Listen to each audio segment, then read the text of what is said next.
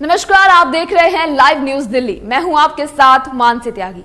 देखते रहिए live news Delhi. आइए रुक करते हैं इस वक्त की ताजा खबरों की ओर। प्रधानमंत्री मोदी ने दिल्ली हरियाणा को जोड़ने वाले द्वारका एक्सप्रेस का कर दिया है उद्घाटन। इस मौके पर दिल्ली बीजेपी के सभी सांसद और दिल्ली के भाजपा के घोषित उम्मीदवार भी वहां पहुंचे। तो वहीं प्रधानमंत्री नरेंद्र मोदी ने गुरुग्राम पहुंचने पर लोगों का किया अभिवादन।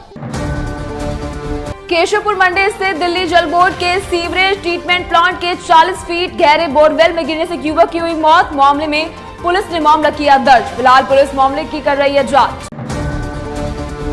दिल्ली की सड़कों पर तकनीक का जाल फैलाने की कवायद हुई शुरू। इसमें यातायात व्यवस्था की निगरानी में एआई का होगा जबरदस्त इस्तेमाल। इसे हर जगह लगेंगे अत्याधिक से कैमरे। अत्याधुनिक कैमरों की होगी तादाद। 50 करोड़ रुपए की लागत के इस प्रोजेक्ट को 3 साल के अंदर किया जाएगा पूरा।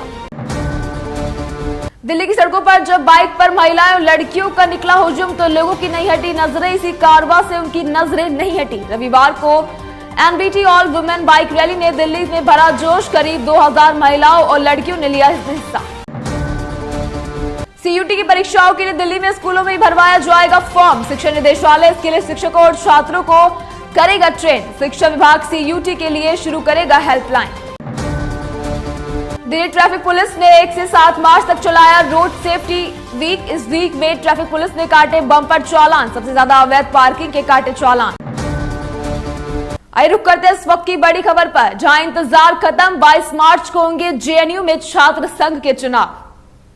जवाहरलाल नेहरू विश्वविद्यालय में 4 साल बाद छात्र संघ के चुनाव होने जा रहे हैं। आज चुनाव कमेटी ने चुनाव और रिजल्ट की तारीखों का ऐलान कर दिया है।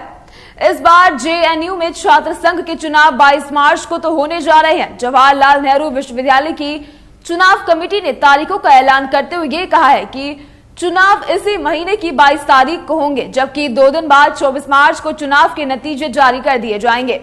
तो वहीं 11 मार्च यानी कि आज सुबह वोटर लिस्ट भी तैयार की गई और 14 मार्च से उम्मीदवार अपना नामांकन करा सकेंगे। जवाहरलाल नेहरू विश्वविद्यालय में आखिरी बार साल 2019 में चुनाव हुए थे, जिसमें लेफ्ट की प्रत्याशी आयशी घोष ने बाजी मार ली थी। ऐसे में अब सवाल ये उठता है कि 4 साल तक चुनाव क्यों नहीं हुए। तो आपको बता दें कि इसके बाद देश में कोरोना पैंडेमिक ने दस्तक दी थी, जिसकी वजह से चुनाव कमेटी ने इलेक्शन करवाने से मना कर दिया था। ऐसे में अब साल 2019 के बाद 2024 में जेएनयू में चुनाव होने जा रहे हैं। जेएनयू ने छात्र संघ के चुनाव के लिए कुछ नियम भी बनाए हैं, जिसमें अगर चुनाव के दौरान कोई भी छात्र जेएनयू की संपत्ति को नुकसान पहुंचाता है तो उसके खिलाफ कार्रवाई की जाएगी। सिर्फ इतना ही नहीं, यूनिवर्सिटी में प्रचार के दौरान कोई भी उम्मीदवार या उसकी सहयोगी कैंपस की इमारतों, सड़कों, खंभों पर पोस्टर भी नहीं लगाएंगे। इसके साथ ही चुनाव प्रचार के लिए जुलूस और वाहनों का इस्तेमाल पर भी पूरी तरीके से रोक लगा दी गई है। चाणक्यपुरी में मैत्रेय कॉलेज में मनाया गया एनुअल एकेडमी फेस्ट। इसमें देश के अलग अलग राज्यों के पारंपरिक भोजन छात्र घर से बनाकर लेकर आए। मिलेट्स फूड के बारे में जागरूक करना इस कार्यक्रम का था उद्देश्य।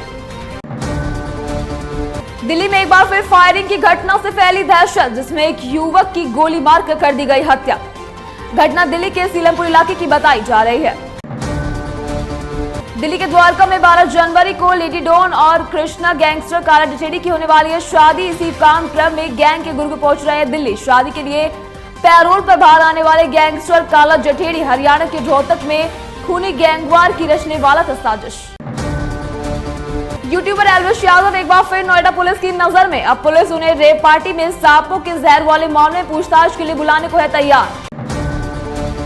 भाईजान अपने फैंस को खुश करने के लिए लगातार कर रहे हैं कोशिश। मीडिया रिपोर्ट्स के मुताबिक सलमान खान अब लेकर आ रहे हैं किक 2। इसी दौर में फिर डेविल रूप में दर्शकों का दिल जीतने की भरपूर करेंगे कोशिश, क्योंकि इस फिल्म के मेकर को मिल गई है एक शानदार स्क्रिप्ट। बिना मांगे दिया लोन और फिर ब्लैकमेलिंग। पुलिस से नहीं मिली मदद तो खुद जानकारों को दी घटना की जानकारी। ब्लैकमेलर्स ने दंपति से ऐसे किया बचाव। आइए रुक करते हैं इस वक्त की बड़ी खबर की ओर, जहां लोकसभा चुनाव 2024 में बीजेपी के खिलाफ दिल्ली में आम आदमी पार्टी और कांग्रेस ने इंडिया गठबंधन के तहत मिलकर चुनाव लड़ने का फैसला किया है। गठबंधन समझौते के तहत आप 4 और कांग्रेस 3 सीटों पर चुनाव लड़ेगी, लेकिन अब तक कांग्रेस ने अपने प्रत्याशियों के नामों की घोषणा नहीं की है और अभी तक इसे लेकर शीर्ष नेताओं के बीच माथापच्ची चल रही है। उम्मीदवारों के नामों को लेकर चर्चाओं का बाजार अभी गर्म है। हालांकि आज शाम तक कांग्रेस पार्टी अपने हिस्से के 3 उम्मीदवारों के नामों की घोषणा कर सकती है, इसीलिए आज सीईसी की बैठक भी होने वाली है और ऐसे कयास लगाए जा रहे हैं कि दिल्ली की 3 सीट के साथ कुछ अन्य सीटों के उम्मीदवारों के नाम की भी घोषणा आज ही हो सकती है।